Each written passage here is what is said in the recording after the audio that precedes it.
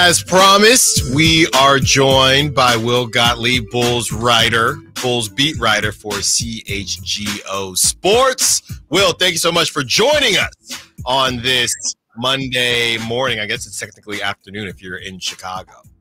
Yep, afternoon for us, but excited to be here and talk some DeMar with you guys. Yeah, let's get right into it then. Were you surprised when you saw DeMar leaving or where he decided to go, or did you know that he probably wasn't going to be putting a Bulls uniform on this next season? Yeah, it was kind of an interesting process. You know, he right after the season ended, it seemed like a lot of momentum for the Bulls to re-sign him. People were talking about like a 2-year kind of bloated $80 million offer.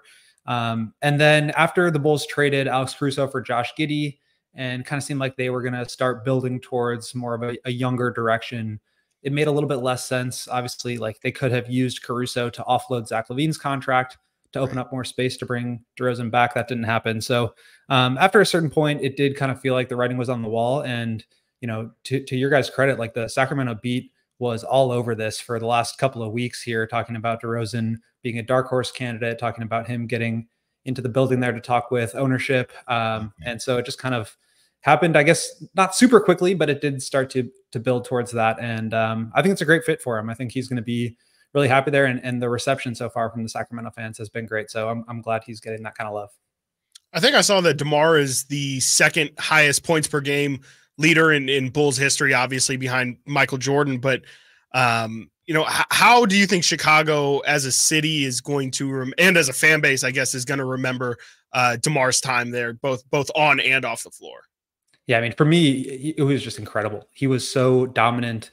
Just the point that he got to in his like basketball career, where he was just a complete master of his offensive game, really surgical, just like getting to his spots, incredibly efficient still. Even in this league where it's like all threes and dunks, he was one of the most efficient players playing from the mid-range. So he was really special to watch. I think to your point, he was one of the highest scoring points per game guys for the Bulls.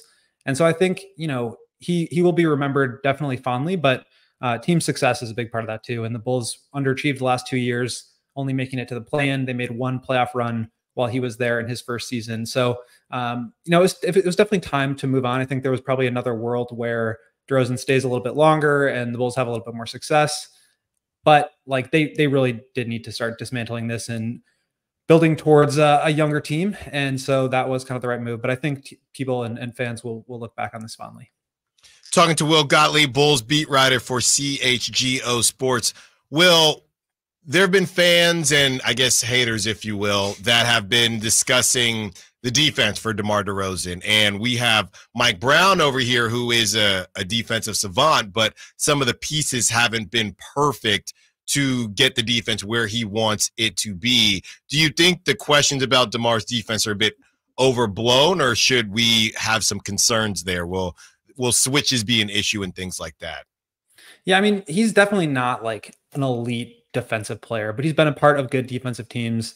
2 years ago, the Bulls were top 5 in defense, and obviously Alex Caruso played a big role in that. But like, it shows that he can be part of a good defensive infrastructure. He was playing alongside Zach LaVine and Nikola Vucevic. So obviously, like, you can kind of outperform the sum of your parts in that sense. I think offensively too, like he's not sort of this like trendy kind of flavor of the month offensive player, but I think that gets people to overlook how talented he actually is.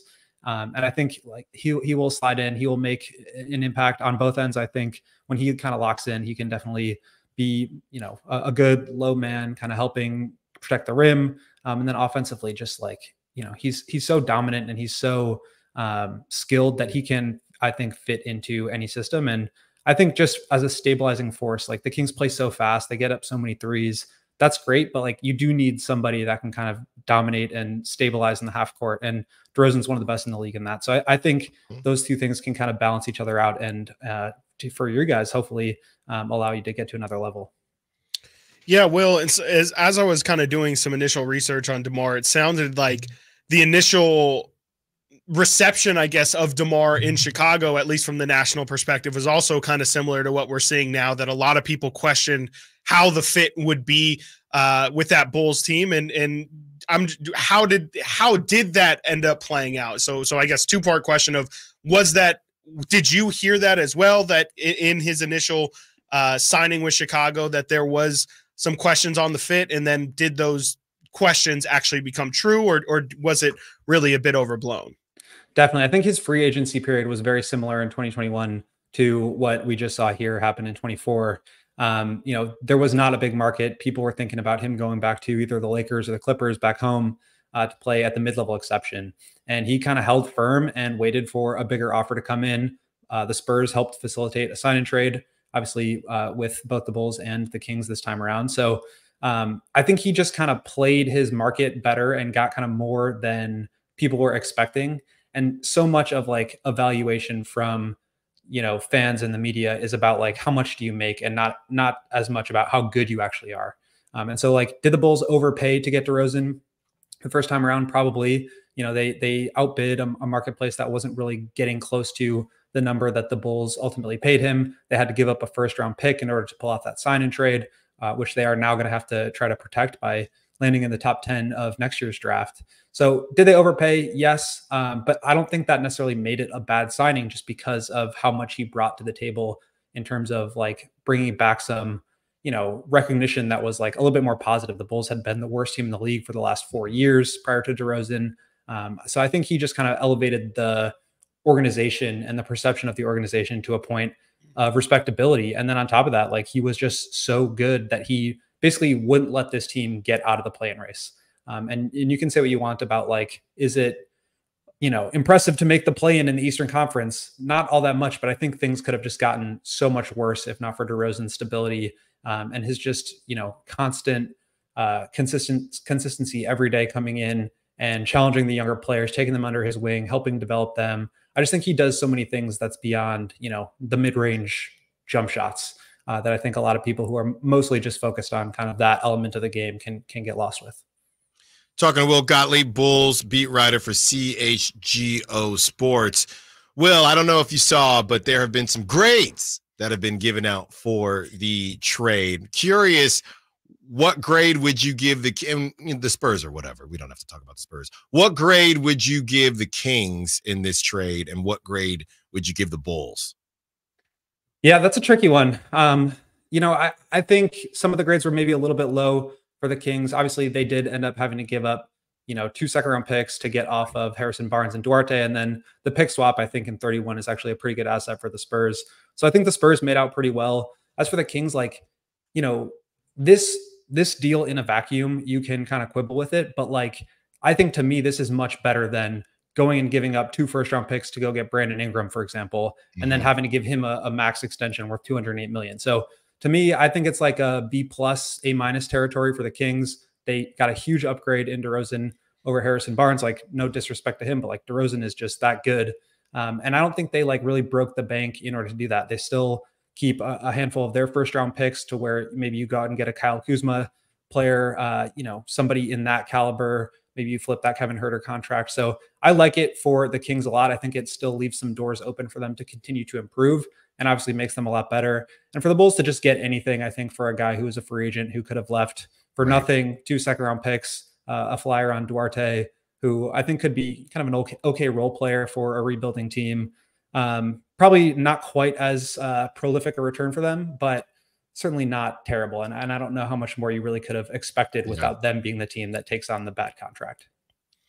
Well, I think I had seen something about DeMar having, I think it was Dalen Terry and Patrick Williams join him for some 5 a.m. workouts and a lot of different stories of DeMar taking younger guys under his wing.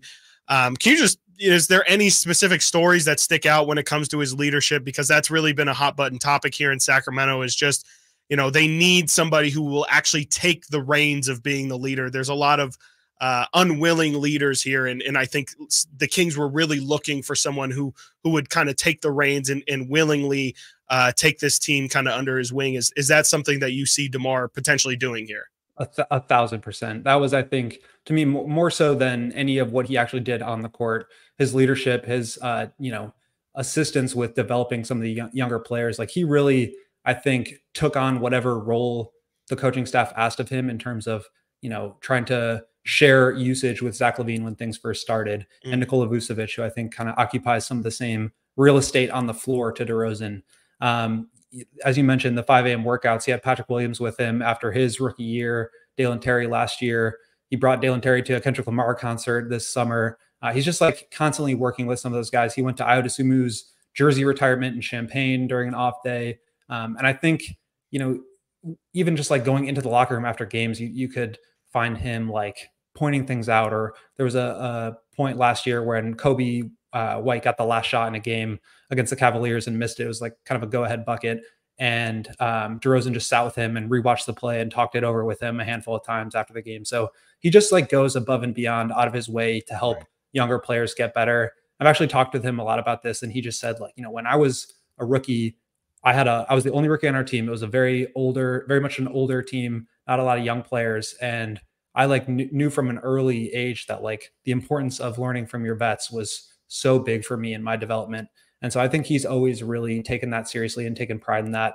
And, you see it with just like on a day-to-day basis, but then he can also be that guy that does it by example too, and takes over a game in the last couple of minutes and makes big shots. So he and Fox together, I think, will be outstanding in the fourth quarter. But I think just even beyond all of that, his ability to help a younger team come together and continue to grow, I think is going to be huge.